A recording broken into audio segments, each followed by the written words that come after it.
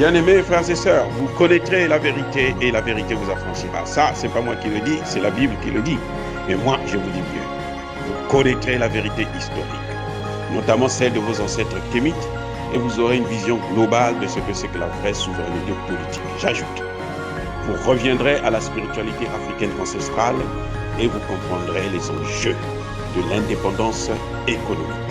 Et pour terminer, vous accepterez votre identité culturelle kémite et vous obtiendrez deux choses. La première, c'est la paix. La seconde, c'est le développement, à une condition. L'unité de toute l'Afrique noire, l'unité de tous les Noirs du monde entier. Otep à tous, bienvenue sur la chaîne des panafricanistes par essence, par conviction et par excellence. Celle des citoyens kémites par nécessité et obligation de combat. Nous sommes une chaîne qui n'est guidée que par nos ancêtres et rien que par les ancêtres qui appartiennent à l'égrégore du monde noir. Par conséquent, nous ne croyons en aucun Dieu venu de l'étranger. Toutefois, cette vidéo n'est aucunement destinée à inciter à la haine ou à la violence, car nous menons un combat qui est d'abord et avant tout spirituel, intellectuel et démocratique. Ensuite, il est politique, géopolitique et géostratégique, contre l'impérialisme, le colonialisme, le néocolonialisme et l'endocolonial, qui sont tous qualifiés de crimes contre l'humanité. Nous menons ce combat sur la base du principe fondamental que nous avons hérité de nos ancêtres kémites, qui est celui de la Mahat, c'est-à-dire solidarité, vérité et justice. Vous êtes donc en droit de connaître la vérité, et nous avons l'obligation de vous dire la vérité, rien que la vérité, afin que justice soit rendue au continent africain. Et ça, c'est notre modeste contribution dans cette noble lutte en faveur de la souveraineté, la dignité, la solidarité et l'unité africaine. C'est exactement ça que nous appelons le panafricanisme. Bien-aimés frères et sœurs, vous savez, la dernière réunion au Conseil de sécurité des Nations Unies sur le Mali, des soi-disant experts indépendants, un groupe d'individus qui se disent qu'eux, ils sont des experts indépendants, ce sont des volontaires, ils travaillent gratuitement. On se demande comment ils font pour nourrir leur famille, comment ils font pour vivre, comment ils font pour payer ce que nous appelons ici leur bill.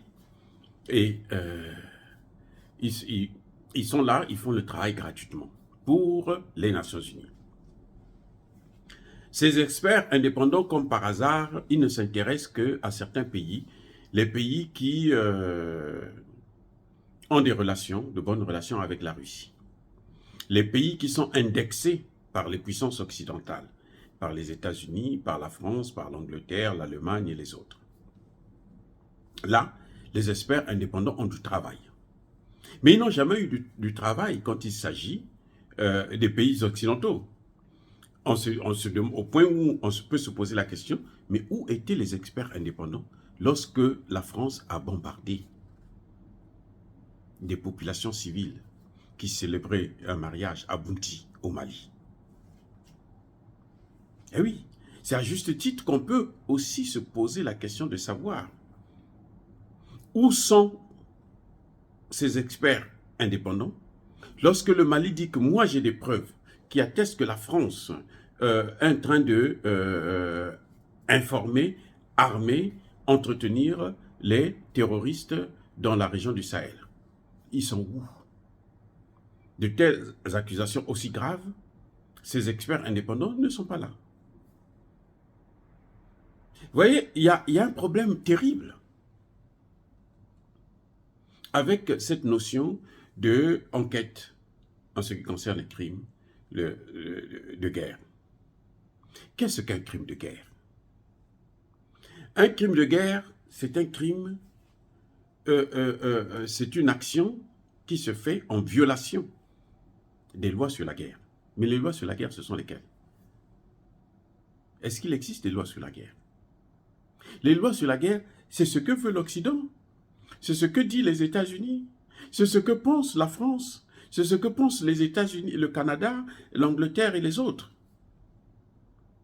En réalité, le droit international, ce sont les premières puissances qui les foulent aux pieds Ils s'en fichent éperdument du droit international, du droit de la guerre. Parce que si ça existait, mais il n'y a pas plus grave que lorsque les pays de l'OTAN vont s'attaquer à la Yougoslavie et détruire complètement le pays, sans aucune résolution du Conseil de sécurité de l'ONU. Là, il n'y a pas le droit de la guerre. La loi sur la guerre n'existe pas. Les crimes de guerre n'existent pas dans ce cas. De même, lorsque les États-Unis et la coalition vont inventer de toutes pièces 2 guerres contre l'Irak. 2. La première guerre, on est allé prendre une petite fille, une gamine, qu'on amène à la télévision pour venir pleurnicher, faire comme si elle a vu Saddam Hussein en personne égorger des bébés. Alors que madame ne vit même pas, ne vivait pas à l'époque en tout cas, en Irak. Un mensonge grossier. Et toute l'Amérique était émue. C'est incroyable. La deuxième fois, c'est le secrétaire d'État américain qui va venir avec une bouteille. À l'intérieur, il y avait une petite poudre blanche. Et il dit que voici les armes nucléaires, les armes à destruction massive qui sont fabriquées en Irak. Donc, sur la base du mensonge, ils sont allés tuer des millions d'Irakiens. Est-ce qu'il y a plus, c'est pas le droit, hein, la violation des lois sur la guerre? Est-ce que ce n'est pas un crime de guerre, ça? Mais chez nous, en Afrique, lorsque les chefs d'État africains se réunissent, disent à Barack Obama et à Nicolas Sarkozy, ne faites pas ça, ne détruisez pas la Libye, ne déstabilisez pas la Libye, ne tuez pas Kadhafi. Parce que si vous le faites, vous allez déstabiliser toute la région du Sahel et même le golfe de Guinée. On s'en fout de la décision des chefs d'État africains. L'OTAN est allé bombarder, détruire complètement. Plus de 250 000 morts. Ils avaient promis la démocratie, jusqu'à aujourd'hui, il n'y a pas de démocratie. Ce n'est pas un crime de guerre, ça? Lorsque les États-Unis, la France, décident de déloger Gbagbo, le président Gbagbo, du pouvoir, en tuant au passage tous ceux qui étaient autour de la présidence, autour de l'hôtel Ivoire, ce n'est pas un crime de guerre? Depuis quand les crimes de guerre, c'est seulement dans des pays qui sont en lutte contre le terrorisme? Lorsque les terroristes étaient en train de tuer, il n'y avait pas de crime de guerre. Il n'y avait pas d'enquête. Ah oui, pendant 10 ans que la France, en complicité avec les terroristes, était en train de détruire le Mali, envahir et piller les ressources naturelles, il n'y avait pas de crime de guerre. On tuait des colonnes, des dizaines de soldats maliens. Là, il n'y avait pas de crime de guerre. C'est seulement quand les soldats maliens reprennent la chose en main et remontent en puissance qu'on commence à voir des crimes de guerre. Il y a un problème sérieux avec ces Nations Unies. Il y a un problème sérieux avec cette chose que nous appelons les Nations Unies. Il y a un problème avec ce chiffon, selon De Gaulle, qu'on appelle les Nations Unies. Je vais vous dire une chose. Madame Bensouda, à l'époque procureure de la Cour pénale internationale, c'est elle qui a gardé Laurent Gbagbo et Blé Goudé pendant près de 11 ans ou 10 ans à La Haye. Cette dame, après avoir échoué, parce que toutes les preuves qu'elles avaient fabriquées, tous les témoignages qu'ils avaient en charge sont venus décharger les accusés. Parce que c'était faux. Cette dame, un jour, va dire, va manifester l'intention, je dis bien l'intention, d'enquêter sur les crimes de guerre en Irak. Vous savez quelle était la réponse immédiate des États-Unis? Elle avait été interdite de séjour aux États-Unis, alors qu'elle avait à l'époque un enfant qui vivait ici aux États-Unis, qui devait probablement être américain. On dit, madame, vous ne mettez plus pied ici. Voilà comment cette affaire s'est terminée. Et c'est ce que je conseille au gouvernement malien, au gouvernement burkinabé, parce que on parle aussi du Burkina Faso maintenant dans cette affaire. C'est ce que je leur conseille. Si ces gens-là, les Nations Unies vous les envoient, pour rentrer chez vous, il faudrait qu'ils aient un visa. Ah oui? Et quand on demande un visa, on doit dire ce qu'on vient faire. Interdiction de visa. Interdiction d'entrée chez nous. Interdiction d'entrée au Mali. Interdiction d'entrée au Burkina Faso. Interdiction d'entrée au Centrafrique. Comme ça, on va voir. Ils n'ont qu'à faire. Ils ont des satellites, non? Ils n'ont qu'à faire mener l'enquête avec des satellites. Je vous ai déjà informé que ces enquêteurs-là ont certaines informations que nous n'avons pas. Parce que ces enquêteurs-là, ce sont eux-mêmes. Ce sont leurs complices qui commettent des exactions. Il est désormais prouvé.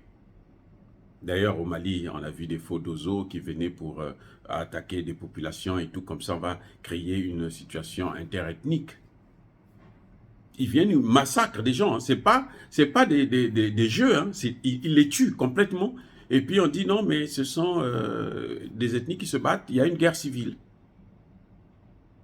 Pourquoi Luc Halal a été chassé du Burkina? Parce que lui, il avait dit que ce n'était pas des terroristes, c'était une guerre civile. Donc aujourd'hui, il est prouvé que les Français qui arment les terroristes leur donnent les tenues militaires, soit maliennes ou burkinabées, et puis ils vont opérer dans le pays comme si c'était des soldats maliens ou des soldats burkinabés. Et eux, les enquêteurs, là, ils ont ce dossier. Ils savent de quoi il s'agit. Donc, quand ils vont venir faire quoi? Ils vont dire, voici les photos. On voit des hommes en tenue, mais au fond, ce n'est pas des Maliens. Ils ne vont pas aller vers, par exemple, comment on appelle ça en termes militaires, la recherche des éléments plus approfondis, techniques. Faire, par exemple, la balistique. Non, ils ne vont pas aller là-bas. Parce que si on fait ça, on va découvrir que non, ce n'est pas des armes maliennes, ce sont des armes françaises. Par exemple, ou des armes américaines. Puisque ce sont eux qui les arment. Donc, je crois que la solution est toute trouvée. Elle est très simple. Il suffit de ne pas les accepter. Et j'espère, j'ai confiance en tout cas pour le Mali. Le Burkina Faso, je n'en sais rien. J'ai peut-être un peu peur pour Centrafrique. Mais le Mali, là, je ne pense pas que le Mali va les laisser venir faire leur cinéma comme ils ont l'habitude de le faire. Dire cela, c'est inciter à la haine ou à la violence. Non. Yaba colère ve yamalem. Encore une fois, bien-aimés frères et sœurs, je persiste et je signe. Soyez bénis, abondamment bénis par le Dieu des Kémites. Et que tous ceux qui persécutent le continent africain, tous ceux qui le déstabilisent et le pillent, qu'ils soient noirs ou qu'ils soient blancs, qu'ils soient maudits, punis, foudroyés, neutralisés par le Dieu des Kémites et par nos ancêtres angélisés. Vive l'Afrique éternelle. J'ai dit et j'assume.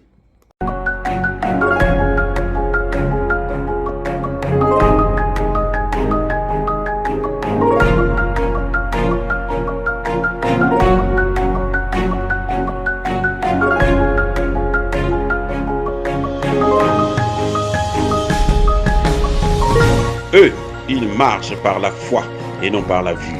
Mais moi, je vous conseille vivement de marcher par la connaissance scientifique et historique, notamment celle de nos ancêtres kémites, par les 5 sens et par l'intelligence. À vous, à Pierre.